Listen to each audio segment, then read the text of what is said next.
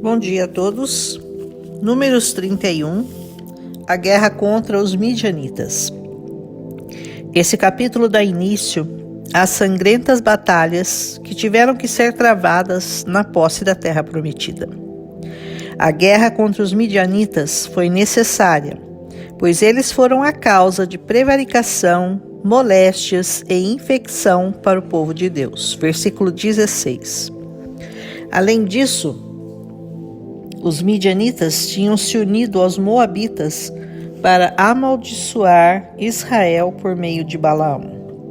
Os midianitas eram um povo nômade, descendentes de Abrão com sua segunda mulher, Quetura. A terra deles ficava ao sul de Canaã. Quando os israelitas chegaram perto de Canaã, um grupo deles estava lá. Quando Moisés fugiu do Egito, em Êxodo 2, ele buscou refúgio na terra de Midian. Sua mulher e sogro eram midianitas.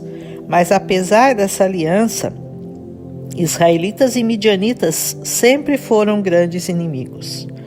Balaão é morto neste capítulo, o que mostra que era considerado um infiel.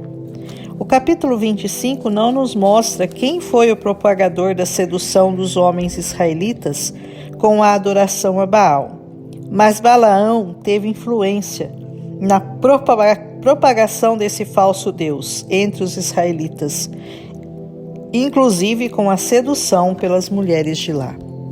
Por isso, Moisés ordena que das mulheres trazidas cativas da batalha, só as virgens que não tinham se contaminado com as indecências de Baal ficassem vivas. Os meninos foram executados, pois eles seriam ameaça aos direitos de herança dos homens israelitas. Parece muito dura essa sentença, mas entenda que Deus não dará herança aos que não o aceitarem e o buscarem nessa terra. Tudo aqui tem um sentido espiritual. Nossas batalhas hoje são travadas contra principados, potestades, mas nenhum pecado, por pequeno que seja, ou que possa nos seduzir, deve permanecer vivo em nossos corações. Do menor ao maior, têm que ser exterminados. Temos que tratar com nossos pecados de maneira séria e definitiva. Quando foram entrar na terra prometida, foi a sua atitude de indiferença às leis e ao pecado que levou muitos à ruína.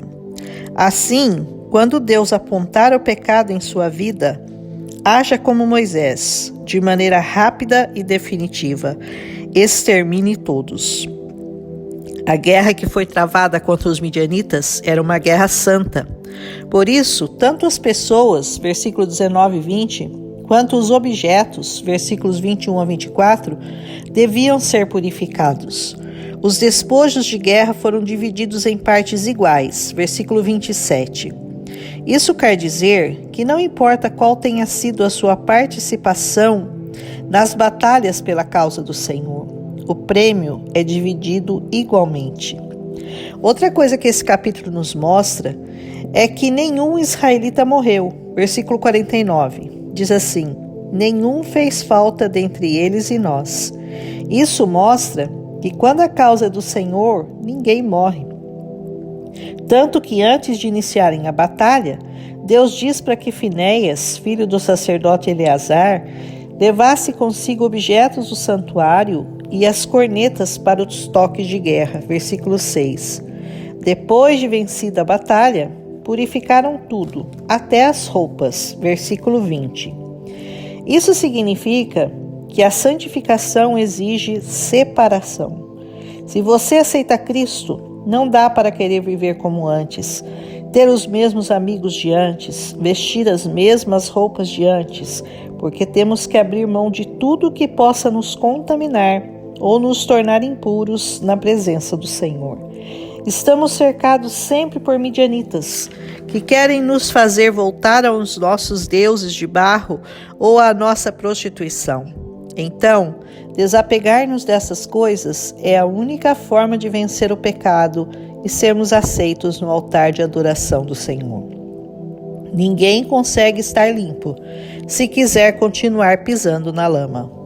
E no final deste capítulo, Muito ouro é oferecido pelos líderes dos milhares e das centenas que entregaram tudo na tenda do encontro como memorial para que o Senhor se lembrasse dos israelitas. Versículo 54.